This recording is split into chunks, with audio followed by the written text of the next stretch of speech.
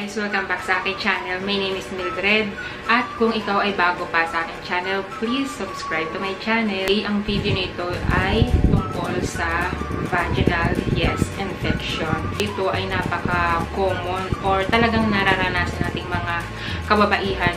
1 out of 10 na kababaihan ay nakakaranas ng vaginal infection. Maraming mga kababaihan na nahihiyang pag-usapan ang tungkol dito dahil nga about sa ating private area.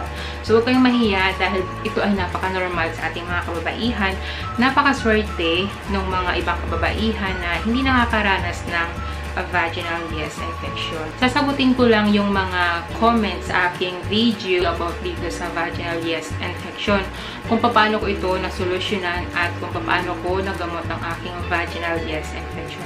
Without further ado, let's begin. Disclaimer lang guys, ako ay hindi eksperto. Ito ay base sa aking experience. Ito yung solusyon kung paano ko nagamot yung aking vaginal infection. Meron kasi akong ginawang natural remedy kung paano mapuksa ang ating vaginal infection.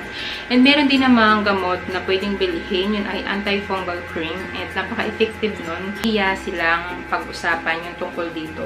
So, hindi ko na lang sasabihin yung mga pangalan. Babasahin ko na lang yung mga comment and sasabihin ko kung ano yung aking kasagot. Ang una, ang sabi dito ay, sana mabasa din to. Sobrang kati ng part ako. Buntis po kasi ako.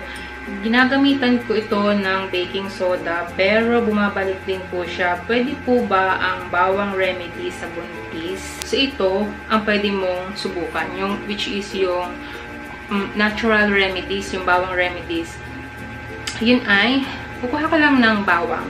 Tapos, tutusukin mo siya ng karayom na malinis. Tapos, pag yung medyo nakikita mo na yung katas-katas niya, ipapahid mo siya doon sa mga parte na makakati. Or, pwede mo rin siyang i-insert. Yes, i-insert mo siya sa loob. Marami talaga nagtatanong, paano po ba gawin? Ipapasok po ba talaga sa loob? Opo, kung talagang yung iyong infection ay severe na. So, kunwari, ito yun. So, i-insert natin dyan sa loob. So, kailangan may tali. Paano po kapag nagsusugat na po? Tapos po, nangangati po. Ano po ang gamot doon? Magwa 1 week na po kasi akong nahihirapan. Hirap na rin po ako maglakad. Sana po mapansin. Ayan. So, pwede mo munang gamitin yung calmosectin cream. And kapag hindi sa'yo effective, yun ang pinaka-the best. Talagang pinaka-the best dahil siya ay natural remedies, home remedies, and napaka-effective.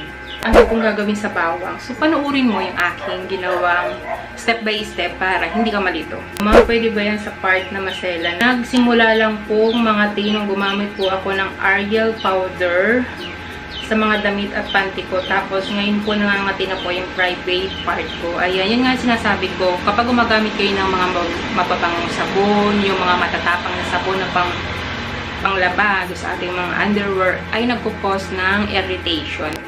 Try ko nga din po ito. Salamat po. May time kasi na nangangati. Hindi ko alam kung bakit. Ayan. Ganun din naman ako. May time na nangangati. And pag in-apply ko na nga yung mga tulad ng mga sinabi ko, is nawawala talaga siya. Pwede po bang ipahid sa loob? Nung gumamit po kasi ako, wala naman pong nangyari. Makati pa rin. Ano bang ginawa mo? Siyempre, doon mo siya ilalagay or doon mo siya ipapahid sa parting makakati. Doon sa eksaktong parte kung saan siya nangangati. Kunwari doon sa loob, makati, tapos ibabaw mo lang nalagyan. Hindi yun i-effect. Diba? Ma'am, yun sa akin po, nasa gitna po mismo sa may buka na gilid na may butlig. Paano po lalagyan po ba doon ng cream mismo sa loob? Of course nga, kung saan yung makati, doon mo lalagyan. Ma'am, sana po mapansin nyo po, stress na po kasi ako. Pwede po bang ilagay sa pepe ko ang calmosectin cream? Of course, pwedeng yan sa mga nangangati nga, doon sa mga infection dahil yung calmosectin cream ay antifungal cream. Yan sa akin po, parang may rashes lang siya ng baby doon sa outer part. Vaginal infection na rin po ba yun?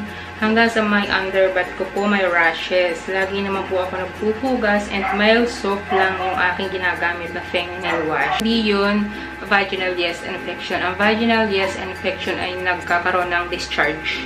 Yung para siyang buo-buo na keso. Yun yung vaginal infection. So, na-irritate lang yung skin mo.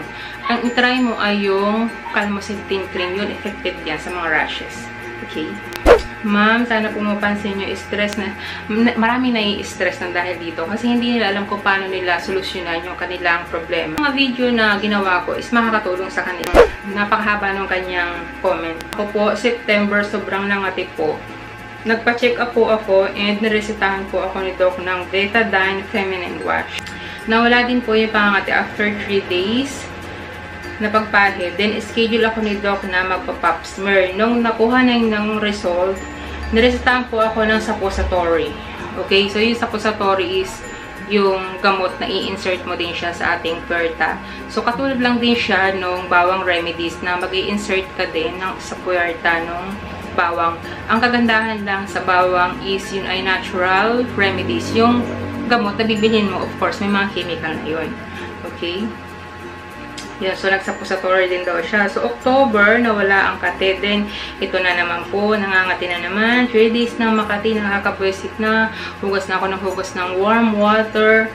Tapos, pinapahiram ko ng yung inireseta nga ng kanyang UV na gamot. Then, makati pa rin.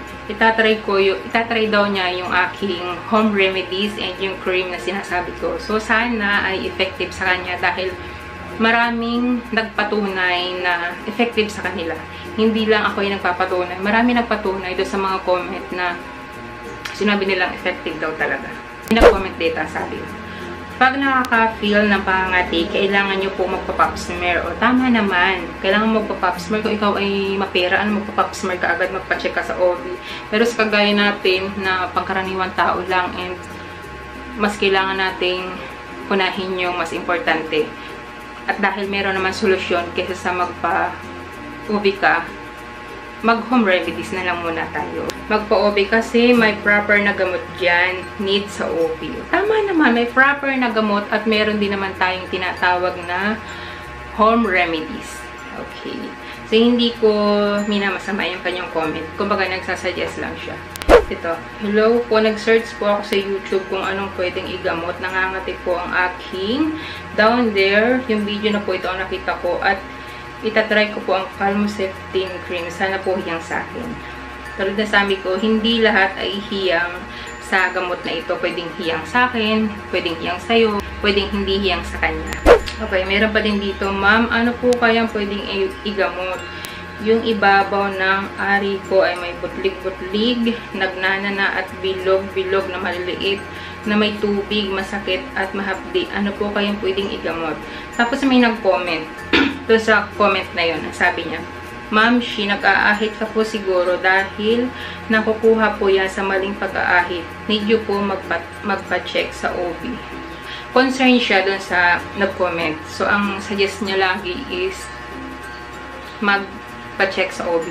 Tapos, pwede rin namang na-irritate lang yung skin niya sa pag-aahit. Siguro mali nga naman yung paraan ng pag-aahit niya. Ay ma'am, ngayon ko lang po nalaman na parang may namumuong kulay puti sa private area ko. Makati po siya. Sana po matulungan niyo ako. So, ito na yun. Ito na yung sinasabi ko. Eksaktong-eksakto. Ito na yung vaginal, infection. Makati. Tapos, may namumuong puti-puti. Ang kailangan mong gawin is yung home remedies ko na bawang remedies. Yun yung the best dyan. Paano po gamitin yung cream, ma'am? Maghuhugas muna po ba? Or after maligo, saka po siya ilalagay? So, parehas. Pwedeng maghugas ka muna bago mo i-apply or pwedeng maligo ka muna bago mo i-apply. Ayan. Tapos, i-apply siya 3 times a day. Sana mabasa din po. Sobrang katina din po ng birth ako. Buntis po kasi ako. Ginamit ko din po ang baking soda pero bumabalik din po. Ayan. So, hindi kayo hiyang doon sa remedies na baking soda. Merong effective sa kanila, pwede nga hindi effective sa iyo. Tinatanong yung Calmoseptin cream, pwede daw bang bumili kahit walang reseta? Yes, pwedeng bumili kahit walang reseta. Bumili agad ako ng Calmoseptin cream nung napanood ko ang video na to.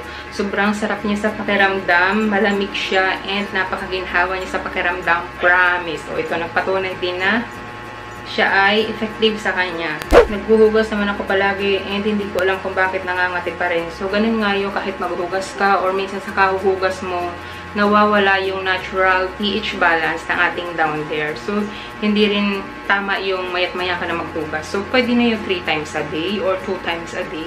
Tapos ko nang basahin yung mga nag-comment and Yan, siguro isa kayo sa mga nakakaramdam ng ganong klase ng pangati or hindi nyo alam kung paano susolusyonan. At sana matulungan ko kayo sa inyong problema. Hanggang sa muli, bye!